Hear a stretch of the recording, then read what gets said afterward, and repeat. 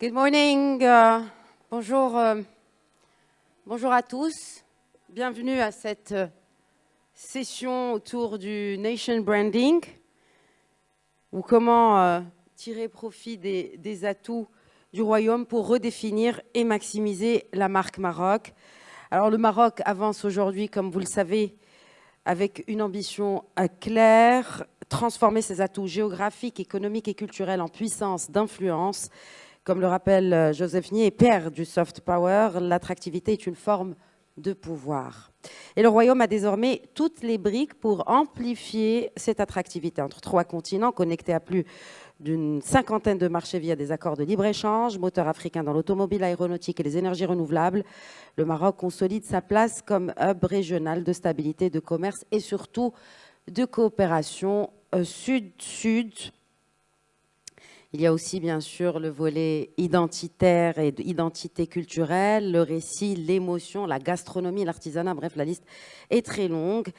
Et bien sûr, on ne va pas l'oublier, le rayonnement de nos lions et de nos lionceaux de l'Atlas en football. Donc aujourd'hui, il y a quand même cette question essentielle qui nous réunit ce matin. Comment harmoniser les leviers diplomatiques, économiques et culturels pour littéralement redéfinir et surtout maximiser la marque Morocco ou Maroc, ou comment faire de nos succès non pas des moments éphémères, mais une stratégie à long terme. Alors pour le panel, ce matin, j'ai l'immense plaisir d'abord de vous introduire nos panélistes que je vous demande d'applaudir. Et je vous promets vraiment un panel très enrichissant, de la qualité d'abord des panélistes, mais aussi un panel très éclectique avec des profils très différents et complémentaires, ce qui nous permettra vraiment d'avoir une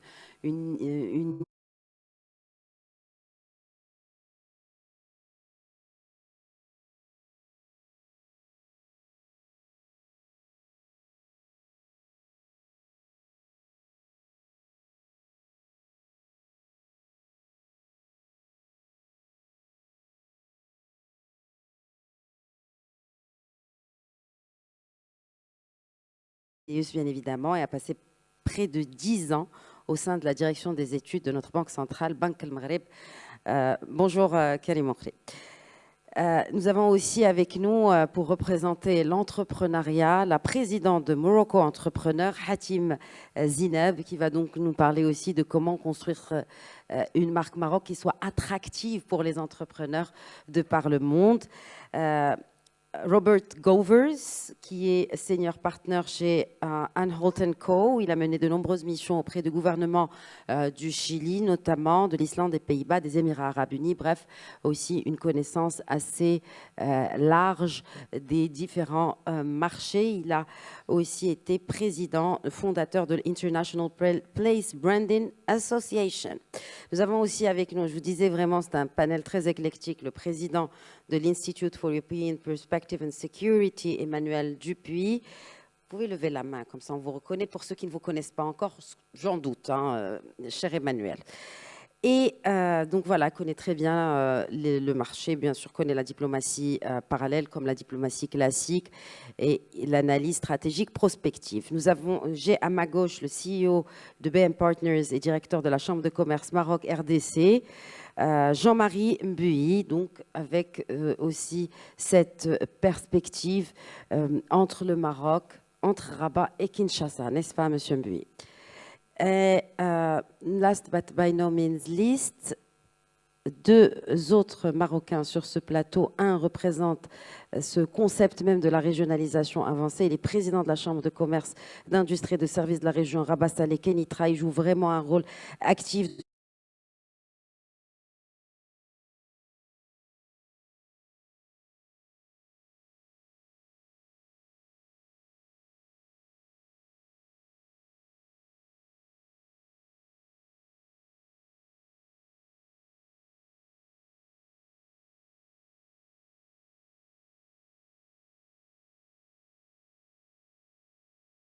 l'entrée pour un secteur de la technologie qu'on connaît qui est vraiment largement dominé par les grandes puissances. Vous avez certainement entendu parler de Abba Technologies pendant le Covid, parce qu'ils ont fait littéralement des miracles. Ils sont aussi dans l'intelligence artificielle aujourd'hui, ils sont dans la défense, ils sont vraiment dans des secteurs clés, des secteurs de haute technologie. C'est vraiment une des fiertés nationales. Mohamed Ben Ouda, bienvenue à vous également sur ce panel et we're very keen, on est vraiment très curieux que vous partagiez avec nous la clé pour ouvrir ces portes que vous avez réussi à ouvrir avec ce drapeau marocain à la main. Alors, nous allons peut-être commencer, histoire de planter le décor et de contextualiser, par une question à la fois générale et très spécifique, et je m'adresserai aux spécialistes du Conseil économique, social et environnemental, Karim Mokhri. Comment cette marque Maroc s'exprime aujourd'hui? Quels sont selon vous d'abord ses atouts qui ont fait son succès, qui ont déjà été mobilisés, mais ce qui nous intéresse, et je suis sûre que ça intéresse la salle aussi, quels sont les leviers à renforcer, qui restent à renforcer pour consolider notre positionnement, d'abord sur notre continent, parce que c'est une logique géographique, mais aussi dans le monde. Karim Mokhri, la parole est à vous. Merci beaucoup. Merci. Donc c'est un plaisir d'être avec vous aujourd'hui pour échanger autour d'un sujet aussi d'une importance capitale. Et je commencerai par dresser un peu le décor. Pourquoi est-ce si important de parler aujourd'hui d'une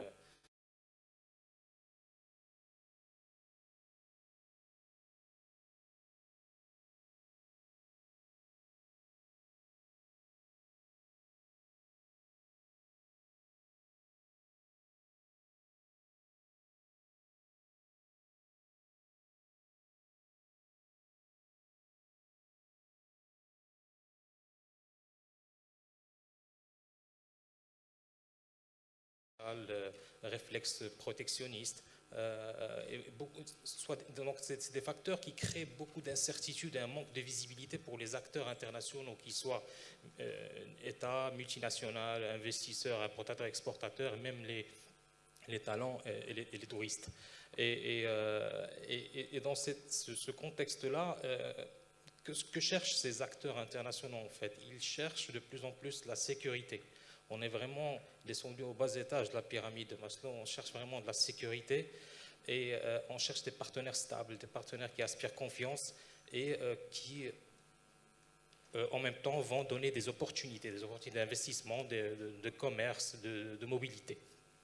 Et lorsqu'on jette un coup d'œil sur la map, la carte mondiale, vraiment peu de régions arrivent à combiner, à satisfaire ces deux conditions, donner des opportunités et en même temps un cadre stable et un partenaire de confiance.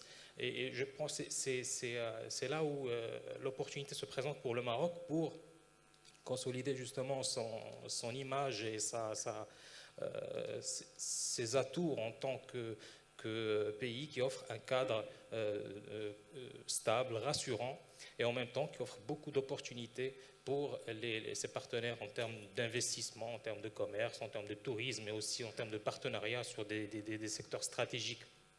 Donc c'est là, si on prend l'exemple du domaine des investissements en direct étrangers, le Maroc, il a une opportunité maintenant pour essayer de capter la reconfiguration qui est en train de se faire au niveau des chaînes de valeur mondiales. On parle depuis la crise Covid de nearshoring, de friendshoring. Donc là, la marque Maroc pourrait jouer un rôle très important pour capter une bonne partie de ces flux. Et d'ailleurs, ça a commencé. Ça a commencé lorsque vous regardez un peu des rapports internationaux, ça a commencé dans certains domaines par rapport aux investissements. Donc ça, c'est d'une part. D'autre part, maintenant, tout à l'heure, vous avez parlé d'atouts. En fait, les atouts, on les connaît très bien maintenant. Les atouts du Maroc, c'est son positionnement stratégique, c'est sa diplomatie active, c'est aussi les projets structurants et les chantiers d'infrastructure, que ce soit sur la façade atlantique ou sur la rive méditerranéenne, les réformes sur le plan aussi de l'investissement et de l'attractivité. Donc il y a pas mal d'atouts qui sont mis en avant et que tout le monde connaît. Maintenant, est-ce que ça peut faire la différence? Parce que d'autres pays peuvent faire la même chose aussi. Donc, il faudrait un changement de paradigme qui va permettre au Maroc d'aller un pas plus loin. Je pense que ce changement, c'est de passer d'une approche de brochure, où on étale un peu les avantages et les atouts, à une approche d'expérience vécue. Je m'explique. C'est tout simple. C'est qu'à chaque fois qu'un acteur international, qui soit un diplomate, un politicien, un exportateur ou un investisseur et même un touriste, lorsqu'il entre en contact avec le Maroc, il doit retrouver ce qu'on lui a promis. Il doit passer par une expérience réussie où il va trouver la fiabilité, la qualité de service, le professionnalisme et la stabilité qu'on lui a promis dans la brochure. Donc ça permet justement de réduire le gap entre ce qui a été véhiculé comme discours de marque pays et ce qu'il va trouver sur le terrain. Si le gap est important, là, cette marque pays va devenir vulnérable et ne va pas résister au choc. Donc le terrain, c'est le changement, à mon avis, c'est le point d'entrée. C'est de prouver que le Maroc c'est un partenaire fiable, sérieux, qui vous donne et qui vous présente ce qu'il a promis. Maintenant, ça c'est le terrain. L'autre donne qui va changer un peu qui a déjà changé un peu les règles du jeu, c'est la digitalisation croissante des économies et des sociétés. Et là, c'est vrai que le digital et les outils d'intelligence artificielle, c'est un outil formidable qui peut permettre d'amplifier les effets positifs sur la marque Maroc en assurant une diffusion large et rapide des atouts, des réussites et des success stories. Maintenant, l'inverse est tout aussi vrai, parce qu'il faut être vigilant. C'est une arme à double tranchant. Une petite vidéo virale de quelques secondes peut justement anéantir des efforts qui ont été fournis pendant des mois ou des années pour bâtir une notoriété, une réputation. Et surtout, le problème devient encore plus il se pose avec plus d'acuité lorsque la réponse officielle tarde à venir ou lorsqu'on privilégie la politique du silence. Donc là, ça peut nuire énormément à l'image et à la marque pays. Donc là aussi, il est totalement inadmissible de ne pas avoir des outils et des mécanismes institutionnels pour justement faire cette veille technologique, pas seulement une veille passive, mais une veille active qui va réagir et être proactive parfois, pour essayer de limiter les effets négatifs et de contrecarrer tous les discours ou tout contenu perturbateur qui va venir perturber et effriter la confiance dans la marque Maroc, surtout que parfois ces discours peuvent comporter une certaine hostilité, voire une certaine malveillance. Donc la composante digitale et l'identité digitale pour la marque Maroc, c'est quelque chose à laquelle il faut accorder encore plus d'importance et prendre beaucoup plus au sérieux dans les deux sens, dans le sens positif et le sens négatif. Je terminerai par peut-être parler du cas de l'Afrique, parce qu'une politique marque pays doit aussi savoir s'adapter aux destinataires et à la cible. Et ce qu'il faudrait, enfin, il est indéniable que en fait, les efforts qui ont été fournis par le Maroc pour prouver et consolider sa profondeur africaine ne sont plus à démontrer. Donc, il y a des chantiers structurants, des réformes, des projets de règne qui montrent à quel point le Maroc est en plein dedans dans ce projet de co-développement avec l'Afrique et le reste du continent africain en fait. Et ce qu'il faut peut-être voir, c'est les points d'inflexion qui doivent être pris en compte dans une politique de promotion de la marque Maroc en Afrique. C'est tout d'abord de passer du discours que nous sommes un pays plateforme, un pays qui connecte, qui assure l'accès à l'Atlantique. C'est bien, mais il faudrait peut-être aussi passer à un discours où on va dire que le Maroc, c'est un pays qui va trouver des solutions avec les Africains et pour les Africains, des solutions adaptées, à des coûts adaptés et qui répondent aux besoins exprimés par les populations et par les entrepreneurs et les investisseurs locaux en Afrique. Donc là, je dirais qu'il faudrait peut-être avoir ou se concentrer d'abord sur les besoins et les urgences du continent africain. Donc il y a plein de secteurs qui constituent des urgences. Il y a la sécurité alimentaire, l'hydrique, l'énergie, la mobilité et aussi la digitalisation des services publics. Donc, le Maroc doit être un laboratoire d'expérimentation pour justement promouvoir la coopération et le co-développement dans ces secteurs. Et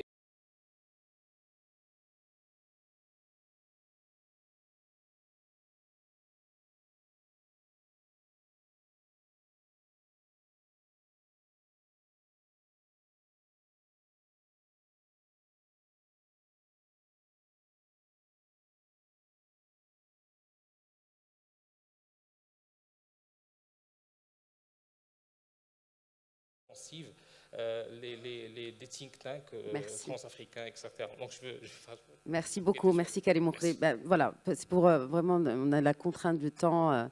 Peut-être s'il nous reste du temps, on va y revenir. C'est important aussi de rappeler qu'il faut une espèce de service après-vente. Hein, il ne suffit pas d'attirer les investisseurs, mais de les accompagner pour que l'expérience soit la plus optimale. Mohamed Ben Ouda, je vais vous poser une question très simple. Comment construire une marque Maroc dans la tech? Mieux que cela, comment avez-vous fait? Comme ça, là, on passe de l'académicien au terrain, vraiment terrain. Comment avez-vous fait pour réussir à décrocher un appel d'offres face à Google? Je crois que la question, là, elle dit tout.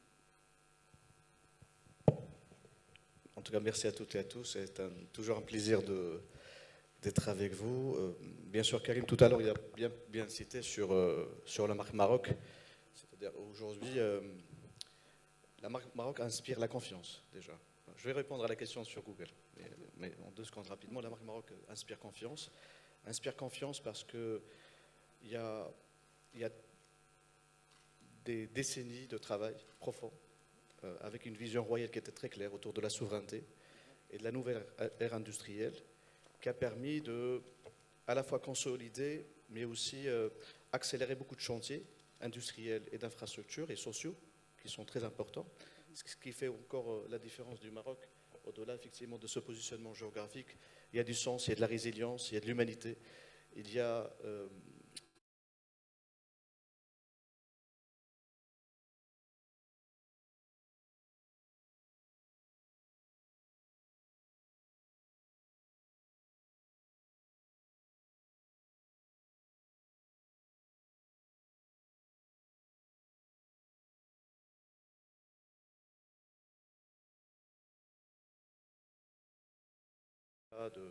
de l'Internet des objets et de la santé de manière générale. Et nous avons réussi, grâce à des talents que nous avons au niveau de l'entreprise, à percer des marchés à l'international sur 17 pays. On parle de la Serbie, de la Croatie, de la Roumanie, de la Pologne, de la Turquie, du Mexique. 1200 personnes, donc c'est un secteur qui crée de l'emploi, et donc ça c'est très important.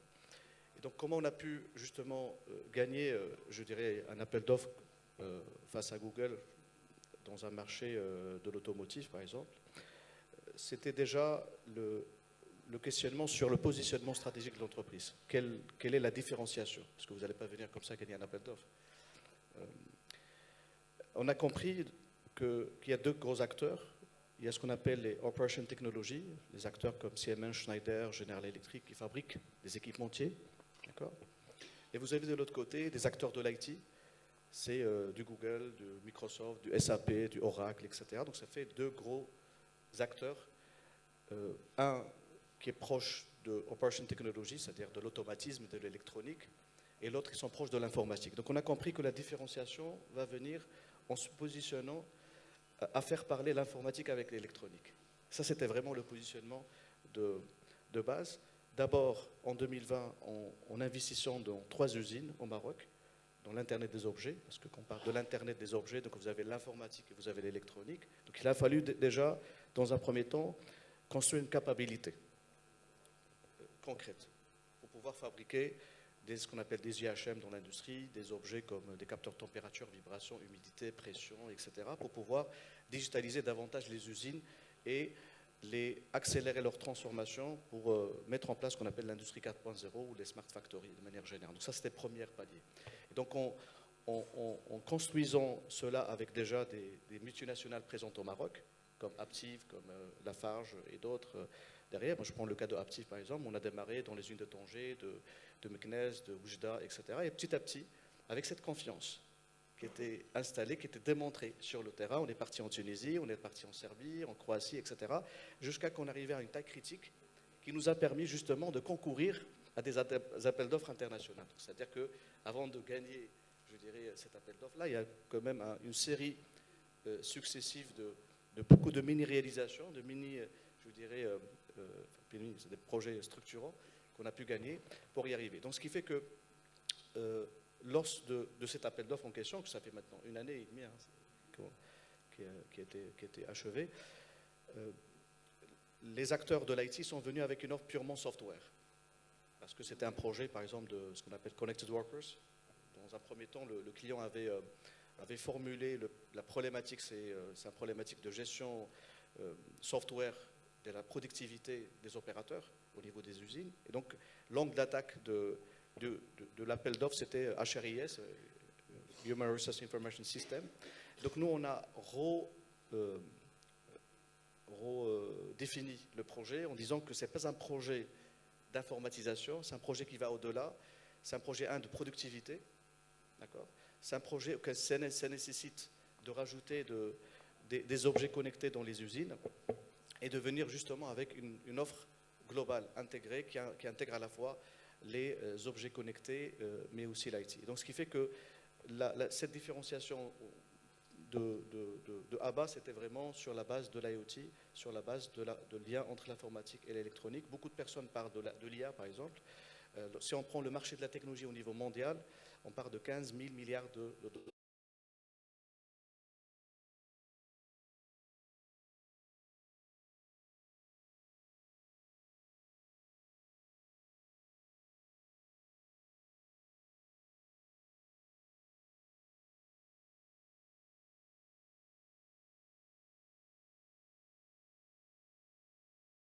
Parfaitement, mais juste sur l'IA, est-ce qu'on a, aujourd'hui, on peut dire qu'on peut aspirer à une IA marocaine? Parfait. Dans la même Brièvement. lignée, dans la même On a lignée, beaucoup voilà, d'étudiants dans la même avec lignée, nous. Hein. Si vous prenez les niveaux de maturité Oui. technologique, en 2 mots rapidement, vous avez la partie niveau 1. Niveau 1, c'est-à-dire c'est connectivité machine, connectivité de la data. Donc ça, c'est le premier niveau. Deuxième niveau, on a une data platform qui permet de collecter les données, que ce soit IT, OT, c'est-à-dire les données Internet des objets. de l'informatique. Et ensuite, on a de l'IA ready pour pouvoir traiter et développer des modèles, etc. Ça, c'était avant 2022. Avec 2022, on a l'IA générative qui est bousculer encore davantage les choses. Donc ça, c'est le niveau 4. Le niveau 5, c'est ce qu'on appelle l'agentic AI. D'accord. Et le niveau 6, et c'est là où on défend, nous, en tant que toujours dans cette recherche d'innovation, dans recherche de différenciation, qu'on a monté avec NVIDIA. Et on avait cru à NVIDIA il y a 4 ans avant qu'il soit première valorisation mondiale. Donc ça fait plus de 4 ans qu'on travaille avec NVIDIA. Donc on a développé une technologie qui s'appelle la fusion. Et donc la fusion, on arrive à fusionner à la fois l'agentic AI avec le physical AI. Parce que tout le monde parle de la même chose. Ils parlent de la generative AI, de l'agentic AI. Mais ils n'ont pas vu ce qu'on a, la physical AI, c'est l'IA embarquée dans les véhicules autonomes, dans les robots, dans l'automatisme. Donc pareil, on a fait la même chose. On est parti dans la partie équipement, on a intégré de l'IA dans ces objets et on est revenu vers les acteurs de l'IT en créant la fusion AI et c'est comme ça qu'on s'est différencié. Donc oui, bien sûr, on peut faire de l'IA marocaine ou de l'IA africaine. Ce que vous de avez fait. Exact. Ça, merci, Mohamed Ben Ouda. On peut l'applaudir.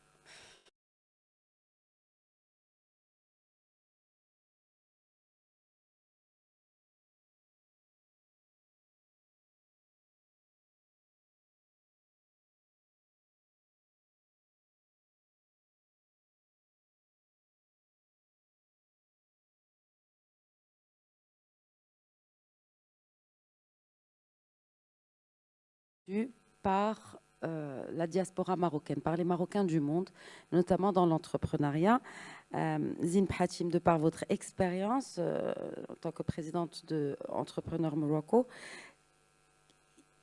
il y a encore un potentiel à creuser, à développer. Quels sont selon vous les leviers qui pourraient être activés pour attirer davantage ces entrepreneurs marocains du monde et transformer vraiment cette marque Maroc aux yeux des potentiels futurs investisseurs marocains de retour à leur pays? Merci beaucoup. Alors, tout d'abord, je suis ravie d'être là aujourd'hui et encore honorée de parler de mon pays, de la marque du Maroc. Alors, ce que je peux dire déjà, c'est que le Maroc est un pays qui fait rêver et qui donne envie de rêver et de rêver grand. On le remarque avec les transformations que le Maroc vit sur l'infrastructure. Le Maroc aussi, il a une vision qui est claire au niveau du développement dans les différents secteurs. C'est-à-dire que le Maroc n'est plus que le pays de l'artisanat ou du tourisme, c'est aussi le pays de l'automobile, de l'industrie, des énergies renouvelables. Et ça donne envie aux entrepreneurs, plus globalement, de vouloir venir investir et entreprendre au Maroc. Alors, quand on parle des Marocains du monde, il y a aussi le cœur qui parle. Il n'y a pas que l'entrepreneur, il y a aussi le Marocain du monde qui a envie de participer aussi à son niveau au développement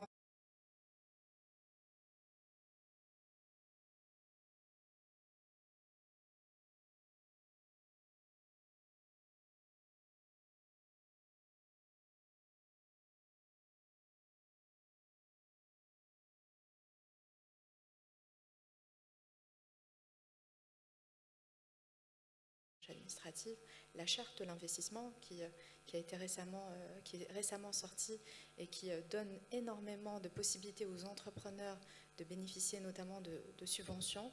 Il y a aussi les centres régionaux d'investissement qui font un travail qui est assez remarquable au niveau régional pour accompagner ces entrepreneurs-là. Néanmoins, il reste quand même des voies à développer et surtout des axes à travailler. Et parmi les axes qu'il faut potentiellement travailler, c'est aussi l'accès au marché. L'accès au marché, et quand je parle marché public. Donc il y a une visibilité aussi que le Maroc doit donner au niveau entrepreneurs internationaux et notamment les entrepreneurs marocains du monde pour pouvoir leur permettre de participer aux projets dans le Maroc est porteur, et notamment quand on est à moins de 1 mois de l'organisation de la Coupe d'Afrique, moins de 5 ans de l'organisation de la Coupe du Monde. Qui dit ces deux événements dit une infrastructure énorme, dit énormément de projets et donc énormément d'opportunités pour les entrepreneurs.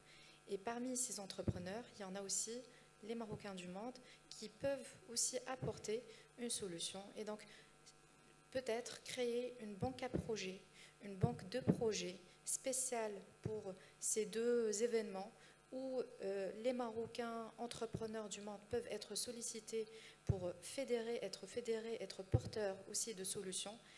Parce qu'avant de parler business, on parle surtout impact. Et c'est ce qui fait la différence en fait entre un entrepreneur et un homme d'affaires ou une femme d'affaires. Donc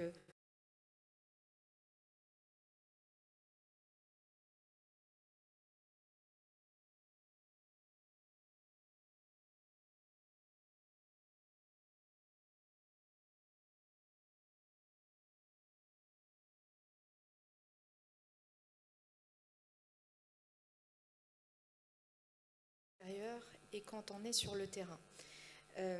Il faut vraiment, parfois on est juste face à une personne qui peut-être pas, c'était pas sa journée, et on se retrouve vraiment avec un investisseur qui est bloqué, avec une expérience Maroc, et une expérience, on parle beaucoup de l'expérience client, mais il faut commencer aussi à parler de l'expérience entrepreneur et l'expérience investisseur au Maroc.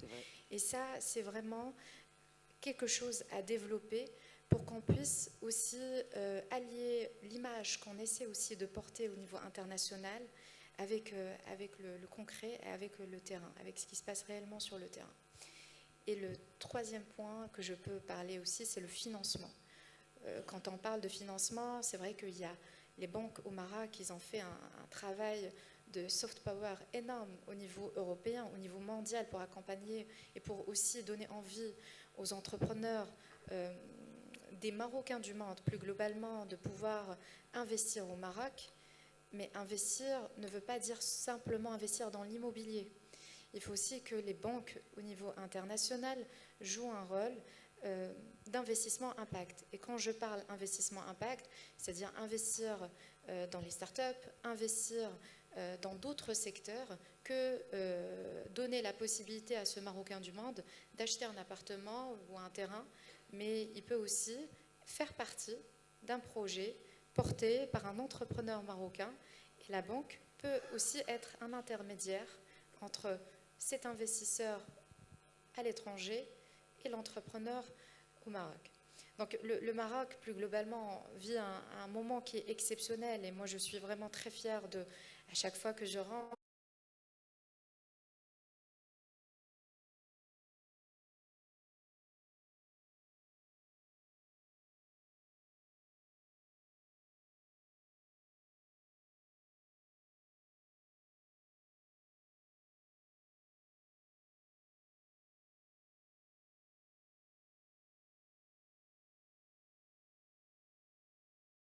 pour qu'un entrepreneur, quand il part à la région de l'Oriental ou à la région de Khribga ou n'importe quelle ville au Maroc, il puisse avoir la même expérience et la même expérience et accompagnement que s'il partirait à Casa ou à Rabat ou à Tanger. Merci. Merci Zineb. Je vais me tourner à présent vers Robert Govers, who's you are kind of the professional of marketing in this panel, as the president of the International Place Branding Association. Is that right? Is that correct? Okay, so first of all, I'm very keen to hear from you. Like you heard a kind of different perspectives from how all these different people spoke about the brand of Morocco and how it could be maybe optimized to get better solutions and more investments, etc. So first of all, I'm keen to hear your feedback, as much as also what would be the, of course, for 10 minutes, it's a heavy question, but what would be the key element for a strategy of nation branding that could articulate those advantages and a coherent narrative?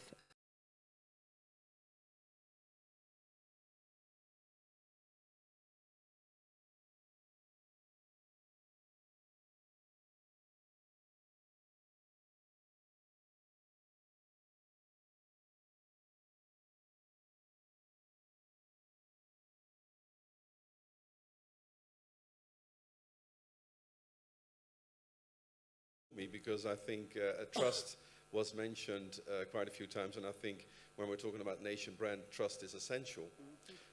However, we do really need to think about what nation branding is. So the International Place Branding Association that I'm chairman of, we call it place branding because, of course, the idea of the concept of brand applied to places could be done at the city level, the region level, at the national level. So we call it nation branding, city branding. There are differences, of course, which I don't want to get into because, of course, then I would be spending the rest of the time of this session. The differences between city branding and nation branding, but the concepts are very, very similar, but they're very different from the concept of brand in the commercial world. Now, we've been talking about very different things in this session because investment and creating the right infrastructure and conditions for investment is a whole different field altogether than nation branding. So we like to talk about nation marketing or sectorial marketing, where investment promotion, talent attraction, tourism marketing, they're all legitimate fields, and you obviously have Moroccan organizations that are responsible for tourist attraction, for investment promotion, for export promotion. All of that is obviously legitimate, needs to be there, and that's where we talk about promotion, because you're promoting a product, a potential investment product, a potential tourism product, multiple tourism products, by the way, to potential markets. Now, nation branding is a different thing. You would want to have your marketing organizations aligned to your nation brand strategy, but when we're talking about nation branding, you're really talking about name awareness of your country. Do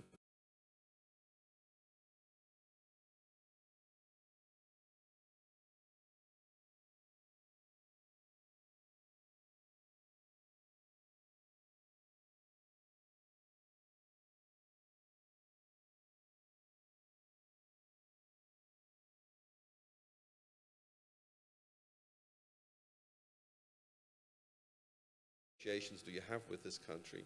And there Morocco is in a 40th position, so 40. That doesn't seem to be very high. Obviously there are 39 countries above you, but it's quite good because you're very close to, for instance, India and South Africa. Now, I don't think that's a bad crowd to be among. Profiles of the people of the survey. This is average Joe in the street. So it's average consumer. Those are not investors. They could be investors, obviously, but those are nationally representative samples in 20 countries. So Morocco does quite good, but the challenge is familiarity. People are not hugely familiar. And again, here, it's important to stress, I'm talking about global audiences, right? 20 countries around the world, average consumers. They don't report very high familiarity with Morocco. Morocco scores quite well on tourism, culture, and governance. So that's great. Exports, for instance, is lagging behind. So people don't expect high-quality exports to come out of Morocco. So those are your challenges. But like I said, there are marketing challenges, but brand is important. You have to decide on a positioning strategy that informs everything that you do in the country. The one positioning, literally meaning the position that you want to take in the minds of consumers relative to other countries. So you have to decide what is the one thing that Morocco wants to become famous for, right? That's the challenge. And there are examples. We've got 20 years of data in the Nation Brands Index. We've done time series analysis. And there you see that, for instance, South Korea has doing very, very well, very stable growth. They have risen 10 places in the index. So they've overtaken 9 countries, including Argentina and Mexico, in the Nation Brands Index by exporting stuff, by doing stuff that's relevant, particularly to young audiences, K-pop, cuisine, K-culture, fashion, right? So you want to do things. It's not about what you say, it's about what you do. You want to do things that are relevant. The other example, then I'll finish, is Estonia. I saw that there are former politicians from Estonia at the event here. And of course, this event is a great start, right? It's about thinking how you contribute to humanity and the planet. And Estonia, with the e-state Estonia, with the country that was the first country that wrote into the constitution that internet access is a human right. They've got the digital nomad visa, the e-residency program, their data embassy. So they're really focusing on this whole idea of the tech state. And that has become, particularly among elites, a resonating story. And that's, I think, the challenge for Morocco. Thank you. So the challenge is to choose one single. Yeah. On peut applaudir. I could say 2 or 3, but Yeah, more. I think the choice must be really difficult for authorities if they go for the. But it's not about sectors. counseling. It's not about assets. It's about your underlying cultural identity of the country. That, for instance, Germany is known for its high-quality exports and its consumer electronics and its engineering. That's because of the idea of what Germans call Gründlichkeit. So they do things thorough. It's part of who they are, and that resonates in everything that they do. So that's what you're looking for, an underlying current that's specifically Moroccan that informs everything that you do. Okay. Thank you so much. Stop here. Thank you, Robert. Alors, on est aussi face à un autre challenge qui est cette recomposition géopolitique. C'est d'ailleurs la thématique de ces Med Days, cette 17e édition des Med Days. Et Emmanuel, dans ce contexte-là, comment le Maroc peut utiliser le corridor atlantique et ses partenaires sécuritaires, parce qu'on a parlé de confiance, on a parlé de sécurité, on a parlé de safety, qui reste quand même un élément clé pour construire l'image d'un pays. Comment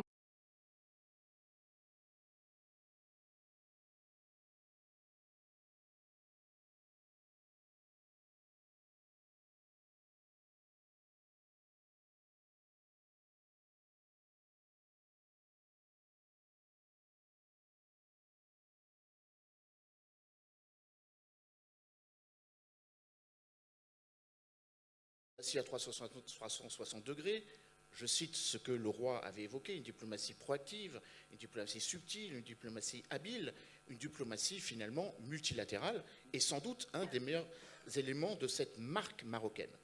D'ailleurs, les résultats sont là. 120 pays désormais reconnaissent la marocanité du Sahara sur les 198 qui siègent à l'ONU.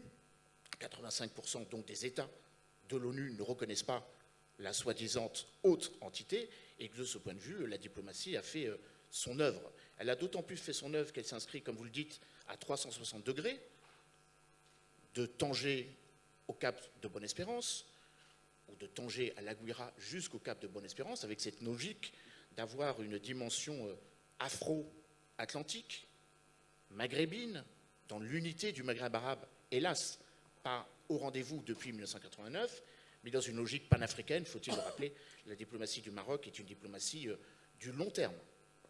Depuis 788, avec la ligne idrisside, mais aussi avec la geste de janvier 1961, la conférence de Casablanca, qui jette les bases de l'unité africaine avec le grand-père du roi, de l'actuel roi Mohamed V.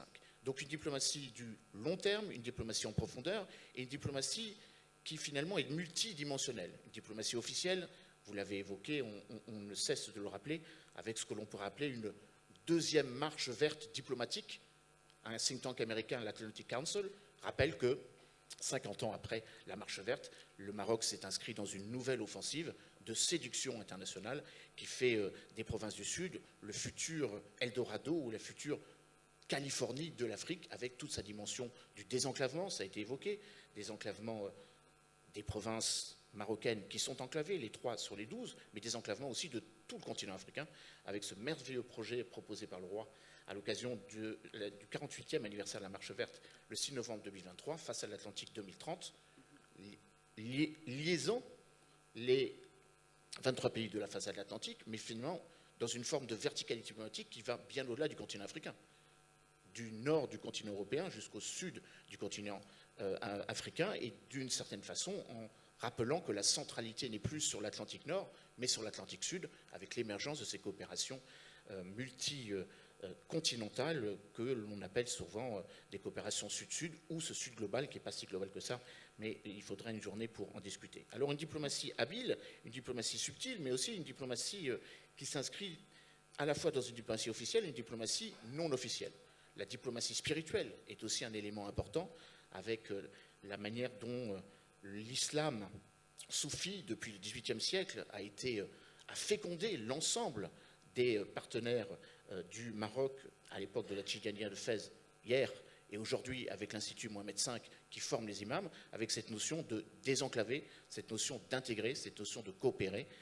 On pourrait d'ailleurs se l'approprier de manière très concrète avec les quelques 5300 km du futur gazoduc qui va relier le port en eau profonde de Lekki au Nigeria à celui de Tanger-Med, avec cette notion de désenclavement des pays de l'espace sahélo-sahélien que sont le Mali, le Niger, le Burkina Faso et le Tchad. Bref, qu'est-ce qui finalement conditionne cette attractivité marocaine? Tout simplement, sur le plan diplomatique, je ne me contenterai que de cela, oui, dans le très court temps qui m'est encore disposé, dont je dispose, avec cette notion de l'attractivité.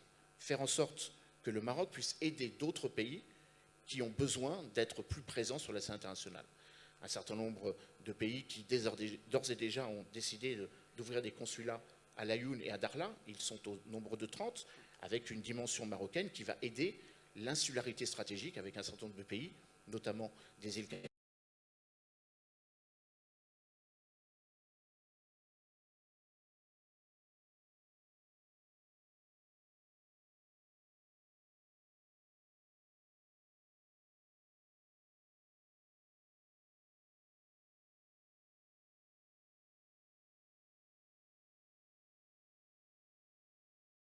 africaine et que maintenant, avec la ZLECAf, il y a aussi une intégration économique sur laquelle le Maroc va jouer particulièrement son rôle. Et puis, dernier point, le Maroc s'inscrit dans une horizontalité diplomatique du 35e degré nord de la côte septentrionale de l'Afrique au 24e degré sud, qui est le Cap de Bonne-Espérance, mais il s'inscrit aussi dans une horizontalité diplomatique. Il est à la fois très actif dans la solution à 2 États en Palestine, depuis 1975, plus précisément car le roi est président du comité Al-Quds, mais en même temps, il a signé les accords d'Abraham, faisant en sorte qu'il puisse attirer aussi un certain nombre de partenariats. Et il faut avoir à l'esprit que les Émirats arabes unis ont largement contribué au développement, ou vont largement contribuer au développement du province du C'est Sud. vraiment les accords d'Abraham, c'est un accord tripartite entre le Maroc, les États-Unis et Israël, juste pour préciser. Pardon ? Oui, Pas les vraiment. accords d'Abraham, oui, qui évidemment associent évidemment la reconnaissance de l'État d'Israël, la réouverture des relations diplomatiques, et en même temps qui s'inscrit dans une logique de coopération avec des pays qui ont fait de même. Donc, pour terminer mon propos, rappeler que la diplomatie marocaine est particulièrement attractive car elle s'incarne. Elle s'incarne aussi à travers la particulière habilité du roi qui obtient ce que d'autres n'arrivent pas à obtenir, et j'en terminerai par là, avec la capacité de facilitation et de médiation. Le roi du Maroc a obtenu la libération de 4 citoyens français détenus au Burkina Faso, ce que la France n'a pas réussi à faire. Et bien évidemment, la diplomatie marocaine est très active dans les médiations en Libye aujourd'hui et peut-être demain sur d'autres territoires. Merci Emmanuel Dupuis.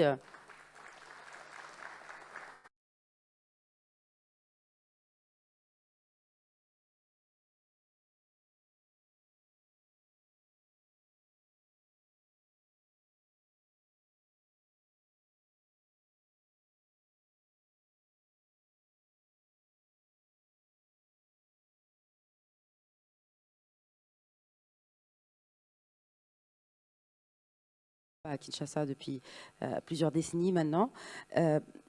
Comment l'optimiser, notamment en capitalisant sur les nouvelles chaînes de valeur industrielles et en faire vraiment deux bases essentielles pour cette intégration régionale de l'Afrique de l'Ouest et en gros cette intégration régionale Afrique de l'Ouest, Afrique centrale et aussi cette ouverture sur l'Atlantique.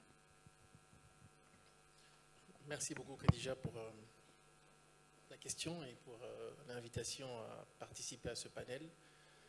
Avant de répondre à votre question, j'aimerais juste partager une opinion par rapport à tout ce qui a été dit par mes prédécesseurs sur l'expérience vécue. Ça fait 3 ans, plus ou moins, presque 4 ans que je fréquente le Maroc assez régulièrement. Et je voulais ouvrir cette parenthèse juste pour dire que quelquefois, quand on vit à l'intérieur, on ne constate pas forcément toutes les améliorations qui sont faites et les avancées qui sont faites. Et nous qui venons assez régulièrement, on a cet avantage de constater effectivement qu'il y a des avancées à tous les niveaux. C'est des avancées multisectorielles. Et ça, c'est le résultat d'une vision. Et cette vision, elle se traduit au jour le jour. Et moi, quand je parle du Maroc, j'aime bien parler de finalement ce qui est comme une doctrine. Tout ce qui se fait reflète 2 choses. De la constance et du pragmatisme. Et on dit souvent que le Maroc est le trait d'union entre l'Afrique et l'Europe. Quelquefois, quand on voit de l'Europe, on parle du Maroc comme un pays émergent.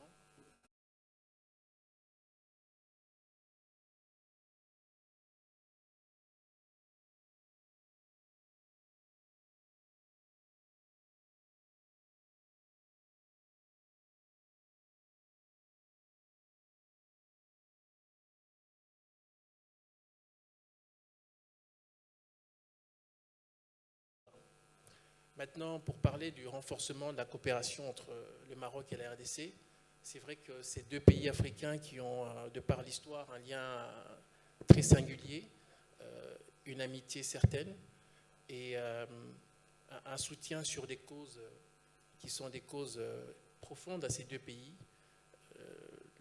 Mon pays, le Zaïre à l'époque, a posé un acte très fort de solidarité avec le Maroc au niveau de l'Union africaine. Et aujourd'hui, continuons à travailler pour le renforcement de cette coopération. Il y a des points d'ancrage. Il y a l'année prochaine une commission mixte qui va se réunir à Kinshasa pour renforcer cette coopération, et ça va se traduire par la signature de certains accords, notamment les accords sur la non-double imposition, les accords sur la protection des investissements. Et je pense que à travers cette commission mixte et à travers la signature de ces accords, il y aura un renforcement concret et une coopération qui va se renforcer. J'aimerais épingler une initiative, on a parlé ici de l'initiative atlantique, l'Afrique atlantique. L'Afrique atlantique, du point de vue de la RDC, n'est pas seulement une géostratégie. C'est également un élément capital parce qu'aujourd'hui, la RDC est engagée à travers ce que nous appelons le corridor de Lobito, un projet structurant qui va réunir la Zambie, la RDC et l'Angola. Et le débouché principal de ce corridor, c'est justement l'espace atlantique. Et aujourd'hui, renforcer la vie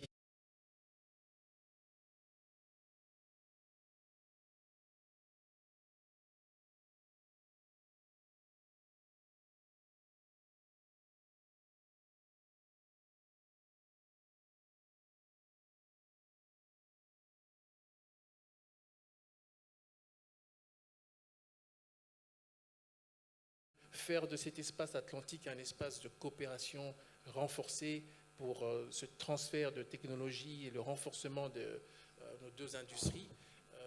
Là, ce sont des marqueurs sur lesquels les deux pays peuvent travailler de manière structurée et contribuer à cette Afrique émergente.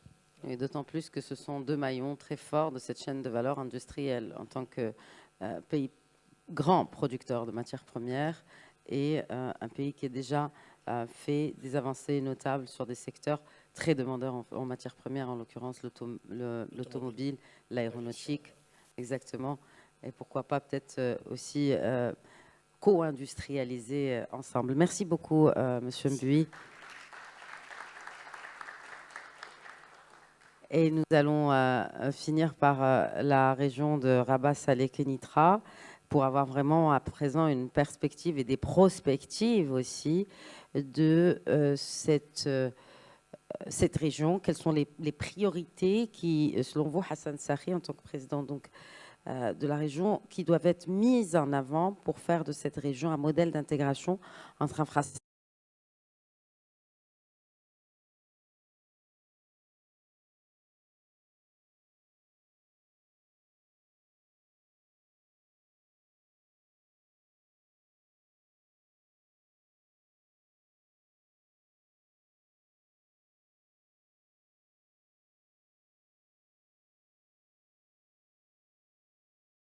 de Sa Majesté en l'année 2014 pour la ville de Rabat, ville de lumière. C'est un changement stratégique de l'orientation de la ville de Rabat comme une ville administrative.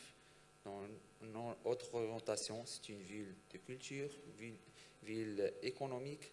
C'est pour ça, après 11 ans, nous sommes leaders au niveau national pour plusieurs secteurs, surtout au niveau économique. La région maintenant, il a 29 zones industrielles, dont 5 zones industrielles free zones, des zones franches. Et aussi, nous avons plus de 5 universités. Ça veut dire que nous avons un capital humain et aussi nous avons un capital foncier, du foncier. Pour ça, pour travailler avec les investisseurs et aussi pour assister, pour accompagner les investisseurs avec un travail d'équipe. La réussite de Rabat, c'est un travail entre l'ensemble des institutions avec un leader, c'est M. Louali. C'est pour ça que nous avons plus de 11 000 usines industrielles au niveau de la région, plus de 240 000 sociétés, soit des sociétés morales ou des personnes physiques. Ça veut dire que la région maintenant est en plein développement économique, en plein développement culturel aussi, en plein développement social. Au niveau de la région, nous avons plus de 45 investisseurs, ça veut dire 45 pays qui participent au niveau des multisecteurs, soit le secteur de l'aéronautique, soit le secteur de l'automobile, soit l'agro-industriel, soit le textile. Aussi, nous avons un hub. Bon, hub, c'est le Technopolis avec les services de technologie et les services de digital. C'est pour ça qu'au niveau de la région, au niveau de la Chambre de la région, on travaille aussi une autre orientation, c'est l'ouverture au niveau de l'international. Nous sommes conventionnés avec plus de 28 pays. On organise des délégations, des hommes d'affaires pour visiter des pays, surtout au niveau de l'Afrique, parce que le marché avec nos frères au niveau de l'Afrique, c'est le grand marché, c'est le marché africain. C'est pour ça que nous assistons les PME marocains et les PME de la région pour attaquer le marché africain, surtout au niveau des secteurs de services. Nous savons très bien le besoin au niveau de l'Afrique, soit au niveau d'énergie, avec des sociétés leaders au niveau national, et aussi soit au niveau de l'agroalimentaire, surtout pour créer les échanges commerciaux entre les pays africains et les sociétés marocaines. Aussi, notre axe, c'est au niveau de stratégie régionale, c'est de développer le savoir-faire de nos jeunes. Au niveau de la région, nous avons plus de 7 technoparcs qu'on a créés depuis 2 ans. C'est l'objectif de ces technoparcs, c'est d'assister et accompagner les jeunes pour entrer le marché du travail avec des sociétés multinationales, un mélange entre les sociétés multinationales et les sociétés nationales avec le savoir-faire des jeunes de la région. Merci. Et vous avez prévu un service après-vente, du coup, pour les investisseurs aussi au niveau de la Chambre de commerce de la région. Parce que c'était le début de... alors, il nous reste 3 minutes. Nous avons respecté le timing. J'en suis pas peu fière. Alors, en un mot, yes, please, Robert, something to add. Maybe in a couple of words. Yeah, just a couple of words. Thank you. You mentioned the World Cup. I just wanted to send out a message of warning because you talked about the World Cup and mega events. And you, she did, not me. But well, whatever. it wasn't Yes, the program please. anyway. Yeah. Doesn't matter. But somehow countries seem to think that if they can just host a mega event like a World Cup or an Olympics, they will become famous and everybody will respect them. That's not the case, right? So the World Cup soccer in Brazil and South Africa harmed the image of those countries. Their images, their reputations went down, declined. Wait, there's another example, counter example, that's Qatar. Qatar, well, depends on who you're talking to. But anyway, yeah, I agree. Especially in the West. Yeah, in the West, Qatar's image again declined. So the point I'm trying to make is because I saw there's some mega event people in the room. You want to have this positioning strategy. You want to know what you stand for. You want to know what is the one thing that you want to become famous for. And then the event should be a means to an end. It's not the end in itself. The objective is not to host an event. The objective is you're getting media attention. What are you going to do with the media attention, and how do you create the narrative, and how to control the narrative? It's very important. Sorry, I just wanted to make that point. That's true. No, that's true. And it's very accurate, given the examples you mentioned. So in a couple of words, or in one word, en un mot ou en 2 mots, si vous deviez définir ou décrire la brand marocaine, quelle serait-elle? Mohamed Benouda. Résilience. Résilience. Monsieur Moukri. Résilience aussi. Pourquoi? Parce qu'on l'a démontré à maintes reprises. On a vu comment le Maroc a été salué, par exemple, lorsqu'il a géré la crise Covid dans les médias internationaux. Sa réputation est restée résiliente malgré l'ampleur du choc. On a vu des villes qui ont bâti leur réputation touristique pendant des années, comme Marrakech, qui, malgré les événements tragiques, attentats, séismes, tout ça, ont su remonter la pente et rester résilient. Donc résilience. Donc résilience 2 fois. Et surtout, c'est depuis plus des centaines d'années. C'est une résilience démontrée sur plusieurs... Sur des siècles, j'ai envie de dire. Siècles, exactement. Résilience. Jean-Marie Mbuy. Appropriation. Je suis congolais et me retrouver en train de parler du branding Marocco, je pense que c'est une appropriation. Appropriation. Très bien. Zineb. Moi, je vais parler d'unité, parce que le Maroc, il est uni, et ça, c'est vraiment remarquable. C'est un Maroc solidaire, uni, et un seul Maroc. Uni. Unité, résilience, appropriation. C'est Maroc Hassan? d'avenir. Avenir. Robert, we finish with you, please. Please, It's not my place. one word. No, it's not my place to comment on what the reputation is or should be. Of No, Morocco. I mean, I'm not- what? Yeah, but what would be like if we would define Morocco? Like, how many times did you visit? By the way, I'm not going to hesitate. No, it's an important What's point the to one make thing- because as advisors, yes. we advise countries on their nation brand strategy, but Sure. we don't decide on what the nation brand No, strategy no, no, is. no, no. the It's like Moroccans. very personal, as you, Robert, not the partner in that It will company. be or- cliches, colorful, friendly people, stuff like that. You know, it's a wonderful country. Cool. But that's a very superficial judgment. So Yeah. I was not. Yeah. Otherwise, you gotta work on the strategy, etc., Exactly, etc., which is exactly. not the objective of our reunion today. Mm. But anyways, thank you for the lovely comment about Morocco, Robert. I would like to extend my thanks to all the panelists. Encore une fois, je réitère mes remerciements au nom de l'Institut Amadeus pour nos panélistes distingués et pour la richesse et la précision de leurs interventions aujourd'hui. Je vous demande de les applaudir. Merci beaucoup. Thank you.